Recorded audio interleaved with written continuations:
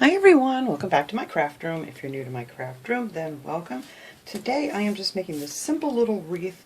I want to use up some of the things that I've purchased from the Dollar Tree. I wasn't quite sure what I was going to do with them yet, so I've been sitting here just kind of putting things together to see what I wanted to do. And I wanted to use this little wooden sign that I got at the Dollar Tree. I thought this was really sweet, and I really didn't know what I was going to do with it, but we're going to paint this up real pretty, and we're going to actually make the bunny look like a wooden bunny, real easy.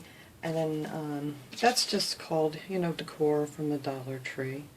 And then I have this 12-inch wood blend wreath, and they always have these at the Dollar Tree. They have these actually in a couple different sizes, but I think this is the bigger one. I don't think the other ones are smaller. And then I'm just going to use some of the flowers from the Dollar Tree. And some Easter eggs. These are actually on like picks from the Dollar Tree. I had these, I think, left over from last year. So we're going to use some Easter eggs, and then, I don't know, I may be using the carrot, I'm not sure. That's from the Dollar Tree too. So what I did with this is I filled in the holes because it had a jute hanger on it. So I filled in the holes with some of this lightweight spackle from the Dollar Tree. They always seem to have this stuff here too, and it's really easy to work with. I just filled in the holes, and then after, they dried real good, I just sanded them off with a piece of sandpaper, and it does come off really easy. So that's what we're going to do with that. And then for the bunny, I'm going to use some of this wood grain paper that I got from Hobby Lobby, and they do sometimes have some nice ones at Michael's, but I haven't seen too many there lately, so we're going to be using this one. So the first thing I did was I took my paper and I just flipped this little bunny over and traced him out on this side of the paper, and then I cut him out just so we have this little wood bunny here. So after this gets painted, I'm just going to put him right there. I think that's going to look cute.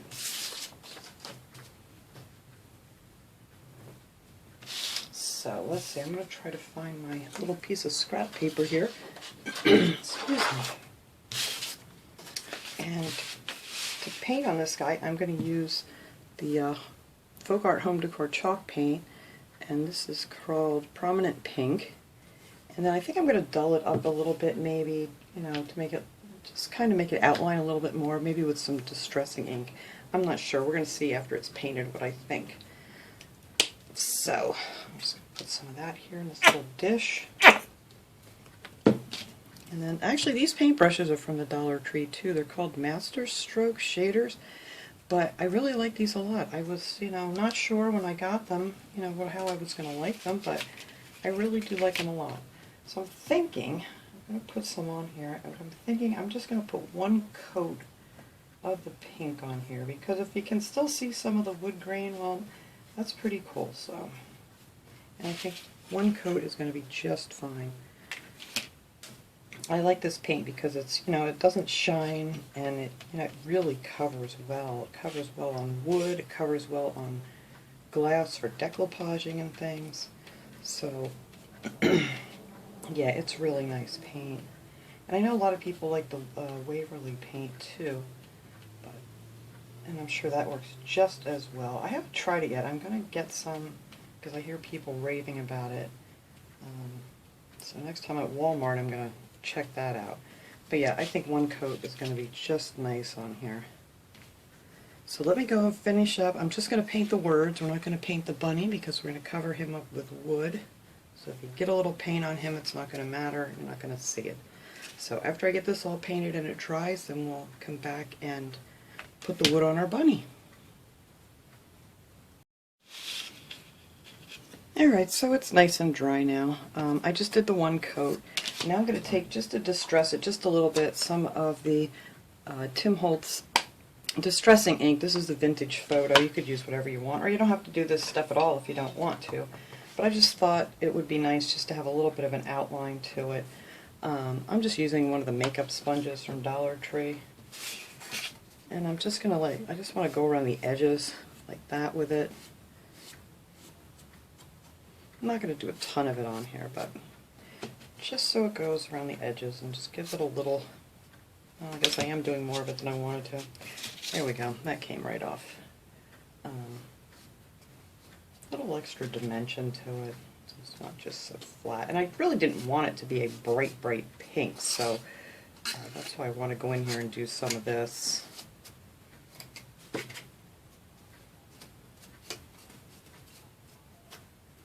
Even though I'm not doing the neatest job.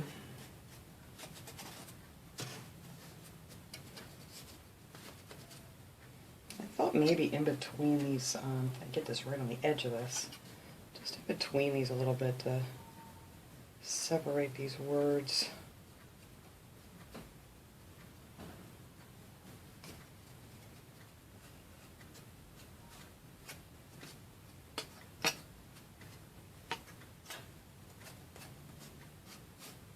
I think that's about it. I don't want a lot on here, but, and I might wipe some of it down a little bit so it comes off. If you get too much in a spot like I just did right there, you could just take a little sandpaper over it. But I do like it with the, my sponge is falling apart already. I do like it with a little bit of the distressing ink on it. Alright, where is my... Anyway, I'll sand that off after because I know it makes a horrible noise when I'm videoing. So now I'm just going to take some Mod Podge and we're going to glue on the bunny that we cut out. Put this paper under here. I'm trying to keep my poster board here clean for at least a couple days. I'm just going to take a brush and squeeze out some of this Mod Podge.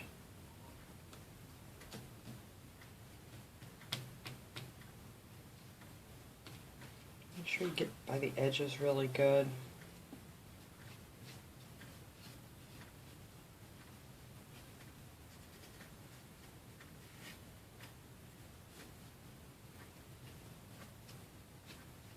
Alright, and then we're just going to glue down our little bunny.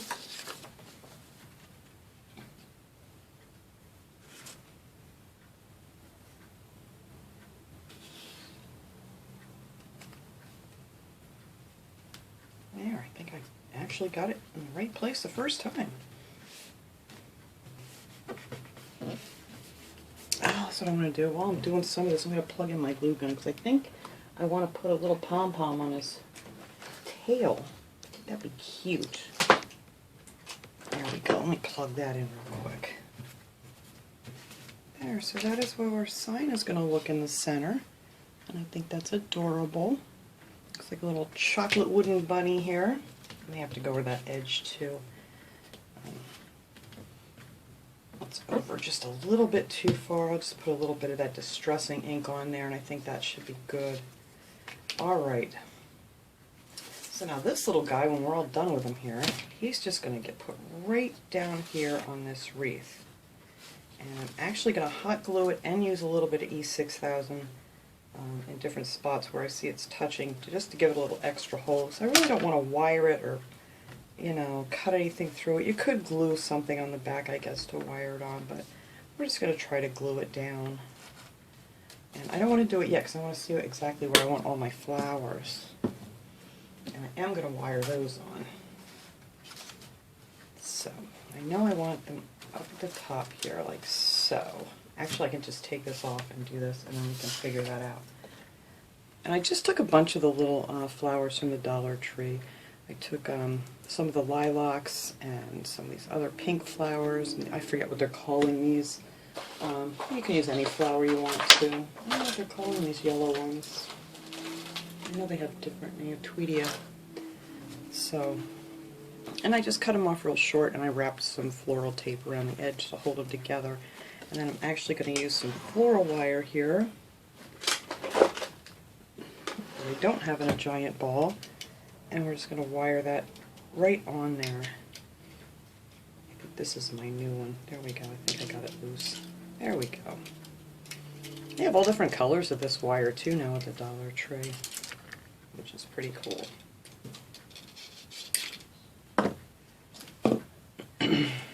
So I'm just going to wrap some wires around here and twist them on. I don't know where else I need it yet, so I'm just going to do the center one for right now. Find a good spot this will go through.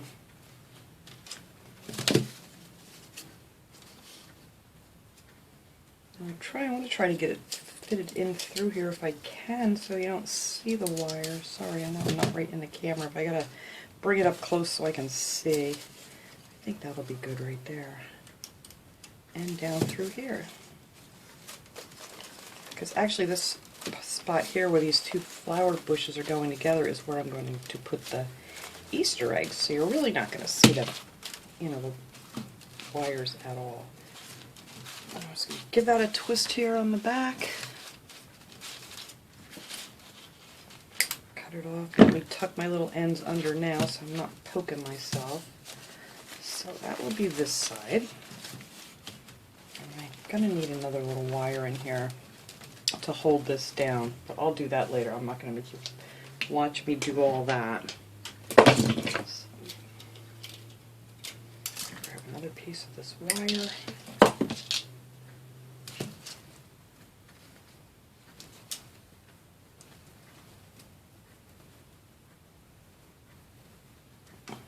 I want this to overlap just a little bit, and then our eggs are going to sit right in there like that. So, let's see if I can get this through here quick. So I said I'm not going to make you watch me wire the whole thing on because it takes a bit to get it down through here. Did I get it? No. Sorry, I had to bring it up here so I can see where these little holes are. Alright, now I got it down through there. And then this one I just want it crisscrossed like that. Just leave enough room in there that I can glue my little eggs on.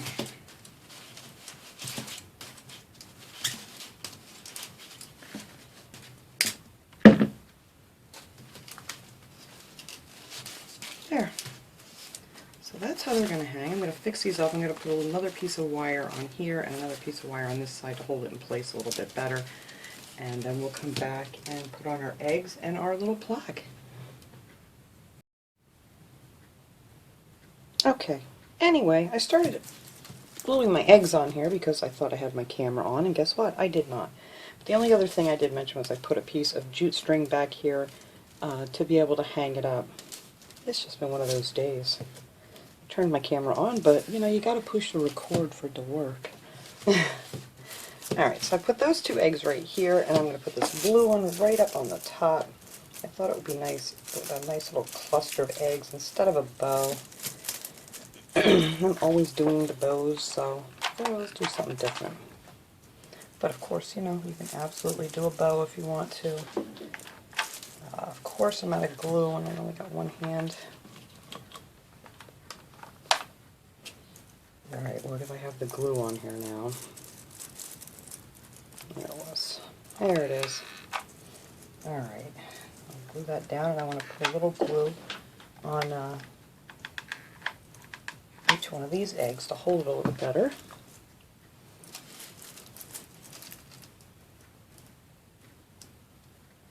I also need to find my E6000. I think I have it right here in this drawer while I'm waiting for this to cool off here a little bit. Yep. Hopefully I have one that's not... Oh good, I have a nice little new one. I love these little tubes of the E6000. I know it's a little more expensive to buy it this way, but the big ones, I end up popping holes in the big ones, and it's leaking out all over the place, or it's drying out, or I can't get the lid off. Anyway, these are just much easier for me to work with. But I just want to make sure my sign stays on here. Alright, and then we can move our flowers around so they're not so bunched together. Alright, now I need to decide exactly where I want this sign. So I didn't want to pull that down, did I? Get back up there. I want it down low here, so it pretty much covers most of the wreath. Your best bet probably would be to wire it on here if you wanted to, but like I said, I just don't want a whole bunch of wires showing. Alright, so I'm going to put a little E6000 on here in these different little spots that I see where it's going to stick. That'll just give it a little extra hold. And then, what I'm going to do here, oops, get back under there, is take some hot glue, and that'll hold this sign right in place. Let me just stand back up here.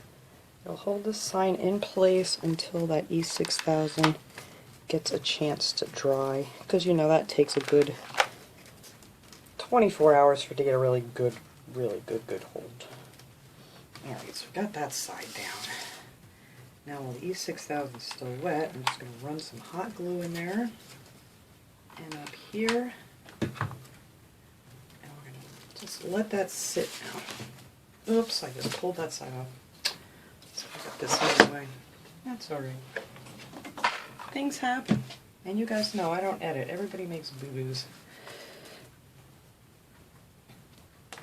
Alright, let me stick a little bit of that more under there. And some more hot glue. And this time I'll try not to move it again. Alright, now that should hold it good until that E6000 dries. So now the only other thing I want to do is put on his little bunny tail.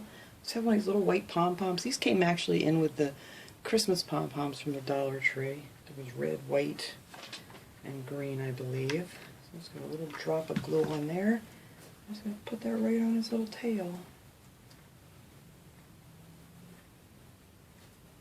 There. And that is pretty much all I'm doing for this wreath. Like I said, you could add more stuff to it. I don't know if I want these carrots on here. It might look kind of cute. But I really don't want it by the bunny either. See, I wanted this just simple, so I'm just going to leave that alone and just leave it just like this. Because there's plenty of other wreaths that I can put that stuff on. I gotta clean some of this out of here because I moved it around. Alright, so I'm going to let this dry, and as soon as it's dry, we're going to hang it up and just see how cute this is hanging on the wall. Alright everybody, I think that's cute. Yeah, I don't want to add anything more to it. Well, like I said, it's totally up to you, but I think this is just sweet. I just wanted something simple. This may go up in my kitchen, I believe, for the holiday. And yeah, so I just wanted to share with you guys what I was doing, trying to use up some of this Easter stash I have here from the Dollar Tree. And like I said, it was really easy, really inexpensive, and I think it's pretty darn cute. So thanks so much for watching, everybody. I hope you enjoyed this little video. I will see you all next time. Have a great day, everyone.